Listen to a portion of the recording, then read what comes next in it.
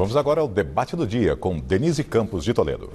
Nós vamos falar sobre a atual conjuntura política do país. Eu converso agora com os cientistas políticos, a Silvia Cervellini, que é coordenadora do Delibera Brasil, e o Rui Tavares Maluf, que é professor da Fundação Escola de Sociologia e Política de São Paulo.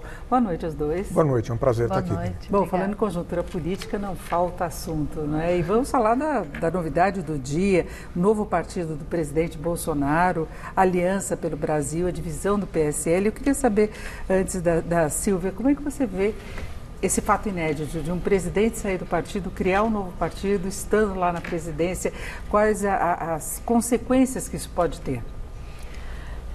Entendo que os partidos políticos são instituições fundamentais, mas o que a gente percebe é que essas movimentações partidárias, elas acabam ficando muito desconectadas do eleitorado e da cidadania.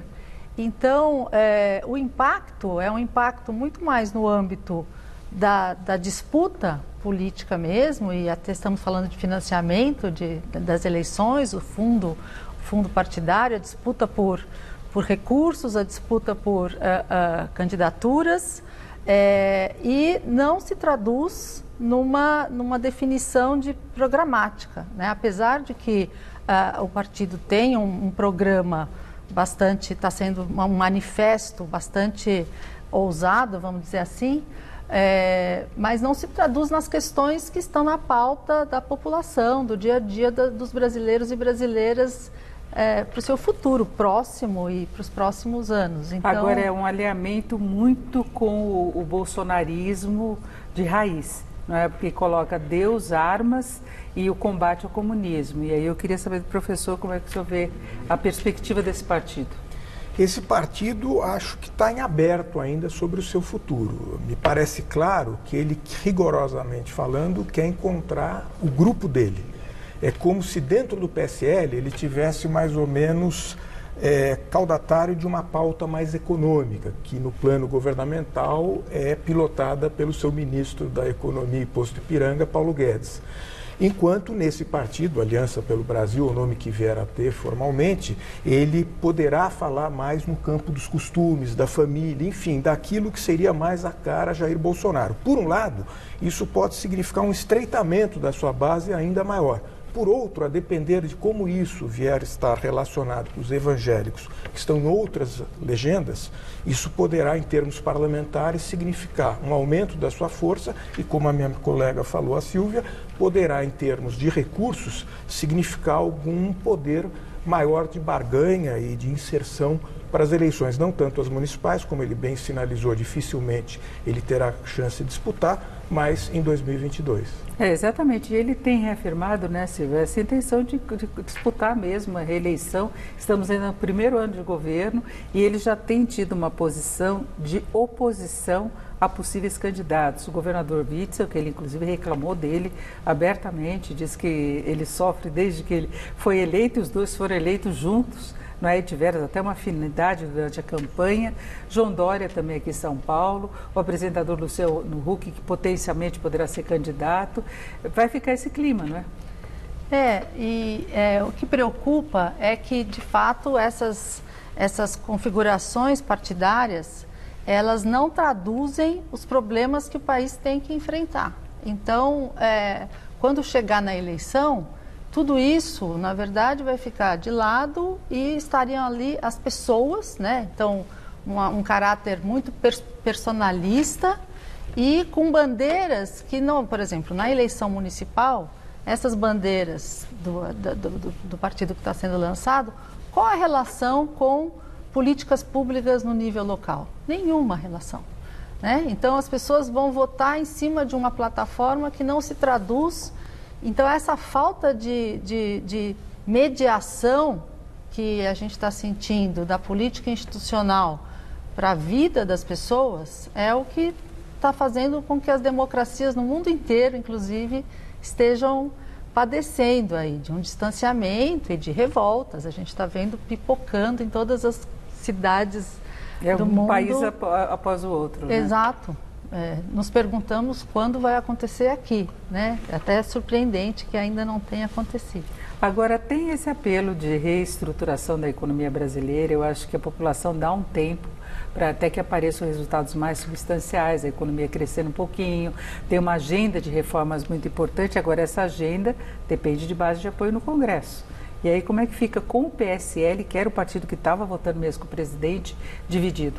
Bem, esse partido já estava dividido praticamente desde fevereiro, quando se elegeu a mesa diretora da Câmara dos Deputados e do Senado Federal, mais a da Câmara dos Deputados. Mas não dividido na pauta, né? É verdade, mas eu acredito que, de certa maneira, do ponto de vista das questões de fundo do Estado brasileiro, da economia, dificilmente o PSL vai bater de frente. Não viria uma situação de vingança? Eu sinto que, pela fala do Luciano Bivar e de outros que devem permanecer na legenda ligados ao Bivar, que isso não deverá ocorrer.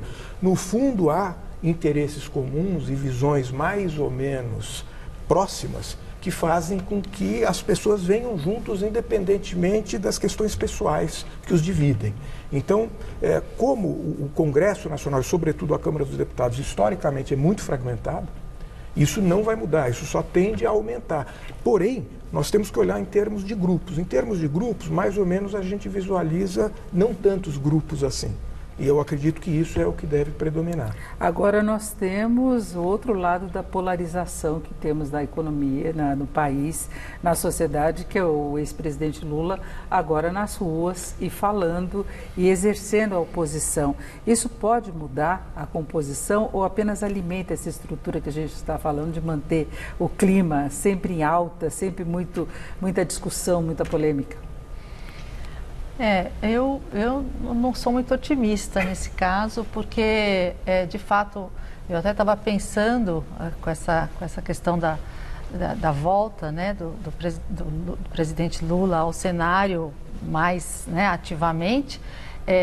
O último mandato que eu, como profissional observadora, o último mandato que eu percebi que a população votou numa pauta e recebeu isso, e teve essa entrega, foi o primeiro mandato do presidente Lula, quando ele prometeu que ia acabar com a miséria no país. Então, esse enfrentamento estava muito claro que era um projeto de país, os brasileiros não queriam mais miséria. E foi a última vez. E desde então isso só foi se deteriorando, essa falta de conexão, e eu acho que agora essa polarização, né, pessoas Bolsonaro e pessoa Lula, tende a criar o tal do centro, que é, na verdade, um conjunto vazio. Eles não dão espaço para o centro, né? Mas é que o centro ele não tem significado, ele se define por não ser isto e não ser aquilo. Qual é o significado que pode ser criado no centro? Um significado de projeto de país, de propostas. Eu acredito que no Congresso, talvez, até tenha essa visão mais latente do que na tradução disso para falar com os cidadãos e cidadãs, né? Qual é o projeto do centro? Qual é a visão do centro? O centro tem levado muito a pauta de discussões no Congresso, né? A gente pode colocar o DEM, né, que pegou a presidência da Câmara, do Senado, tem vários partidos que têm uma capacidade de articulação até por experiência maior. Eu estou muito convencido disso. Eu concordo. Mas sai do Congresso essa capacidade? Não é uma coisa fácil, mas eu entendo que essas figuras que vêm sendo identificadas como centro, João Dória, Luciano Huck, Rodrigo Maia, enfim, e nomes de menor calibre, mas importantes na articulação, já vem operando e trabalhando para que isso se viabilize, com muita consciência das dificuldades que vão enfrentar, porque me parece claro que para o presidente Jair Bolsonaro é muito conveniente se manter numa estratégia de polarização. E mesmo que o PT tenha errado em 2018, acreditando que a polarização o favoreceria, talvez, pelo que a gente observa do discurso do ex-presidente Lula no mesmo dia em que foi solto, pelo menos por enquanto, ele também aposta nessa polarização. E como ainda não houve essa costura mais clara em termos do desenvolvimento de um programa, do que viria a ser essa proposta alternativa, se quisermos então esse nome, para não falar centro, que muitas vezes se confunde com centrão, com fisiologismo, eu não acredito que seja a mesma coisa, então isso vai levar tempo. E acho que as eleições municipais serão, de certa maneira, um teste, porque ainda que eleições locais sejam locais e devam ser tratadas dessa maneira, nos grandes centros elas correm riscos de estarem polarizadas debaixo da conveniência, ou do que parece ser a conveniência para essas duas forças. Agora, estados e municípios geralmente fazem uma escolha de quem tem mais afinidade com as necessidades regionais ou mudanças também das expectativas. Mas a gente tem uma proximidade maior do eleitor com quem está sendo candidato. Né? Sem dúvida, não sei se a Silvia gostaria de falar, por favor. É o que a gente espera, mas não percamos de vista também que numa mega cidade como São Paulo, essa coisa não é tão clara assim. Quer dizer, as questões nacionais também penetram nela, muitas vezes, e dificultam muitas vezes que os aspectos propriamente locais sejam tratados com a devida atenção. E eu acho que nesse ponto a própria imprensa tem uma certa responsabilidade também, porque eu diria que é muito rara a cobertura que se faz dos assuntos propriamente locais, com a regularidade que se dá para os assuntos nacionais. Né? E isso, a meu ver, contribui muitas vezes para que eles não ganhem a dimensão que mereceriam e possam ser, nesse sentido, armadilhados, vamos assim dizer, pelas questões nacionais. Agora, no Brasil, a gente tem um problema de excesso de candidatos, né? A gente teve isso na presidência, e aí você pega os dois polos, que eles têm uma maior capacidade de atração, e acabam dominando e vão para o segundo turno. Aí fica a polarização. Pode acontecer isso também no âmbito municipal? Porque, pensando do ponto de vista de comunicação política, a gente sabe que os problemas atuais são muito complexos, difíceis, né? Então, da minha experiência, inclusive, com pesquisas para marketing político, marketing eleitoral, é muito difícil a tradução de algumas decisões, algumas escolhas que a sociedade tem que fazer numa campanha eleitoral. E aí a saída, na competição eleitoral, são saídas simplistas. E as saídas simplistas acabam adotando o tom personalista. Então, eu já tenho observado em alguns municípios, a agenda do município, ela não está em jogo. Está em jogo assim, quem é a pessoa que eu acho que é mais confiável, que eu acho que é mais parecida comigo e, portanto, eu vou votar nela e dar uma carta branca para aquela pessoa. Então, essa carta branca é um distanciamento muito grande do cidadão e, no fim, o político fica com o poder ali, que ele fica com licença, né? O municipal total. É muito próximo, né, das necessidades da população, pelo menos deveria ser. Mesmo no nível municipal você tem essa questão da militarização. Candidatos com apelo de serem militares, por conta, né, da figura do presidente. Então, o que isso tem a ver com a pauta municipal?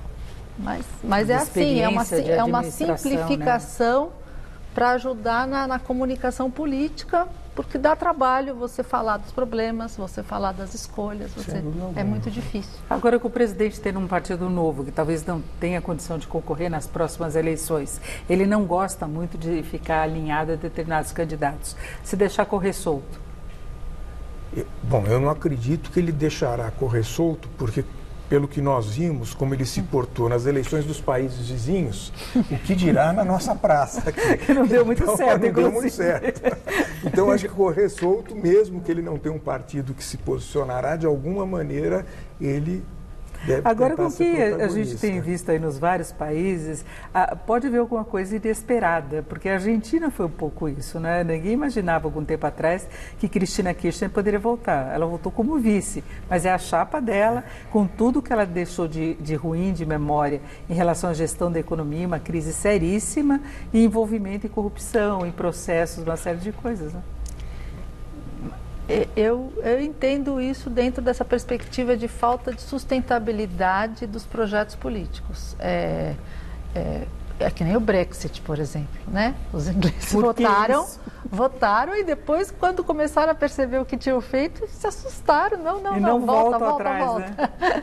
Então, esse arrependimento está ficando cada vez mais comum nos processos eleitorais e nos processos de decisão política, porque as pessoas não têm noção do que elas estão escolhendo de fato e qual vai ser o impacto na sua vida. No Chile também foi uma aposta diferente e depois agora se cobra mudanças muito maiores. Né? Embora, Denise, no caso da Argentina, a gente não pode perder de vista a força histórica do peronismo. Ele explica uma boa parte da situação argentina. E num mandato de 4 anos, com a situação que a Cristina e o ex-marido Néstor Kirchner deixaram, e talvez com o equívoco do timing do Maurício Macri, nas medidas que ele precisaria tomar, não houve o tempo hábil e equívocos ocorreram e, rigorosamente falando, as pessoas têm a expectativa de soluções imediatas, né, nos quais a complexidade não entra muitas vezes. Antes de nós encerrarmos, um bom andamento da economia aqui no Brasil pode sustentar a candidatura de Bolsonaro mais à frente, mais do que a pauta dele, de costumes? Eu acredito que sim. Acredito que sim, porque impacta diretamente a vida das pessoas. Agora, se não tiver uma satisfação plena, porque a gente vê isso também, tem graus de satisfação agora, né? Porém, eu imagino, né, nessa questão dos empregos formais, né, como você comentou, tímida ainda, né, mas progressivamente. Mas a informalidade é uma chaga também, porque ela atinge de forma muito desigual a população, né? Quem é que está informal, quem é que está precário, né? E esse tipo de consequência, bem trabalhada numa campanha, também pode ser um debate interessante. Quer dizer, então a economia está indo melhor, sob qual... Entendeu? Já temos que fechar. É isso. Alinhavamos aí os principais pontos. Eu agradeço muito a participação da Silvia Cervellini, que é cientista política, coordenadora do Delibera Brasil, e o Rui Tavares Maluf, professor da Fundação Escola de Sociologia e Política de São Paulo. Muito obrigada aos dois. Muito obrigada. Boa noite. Laerte.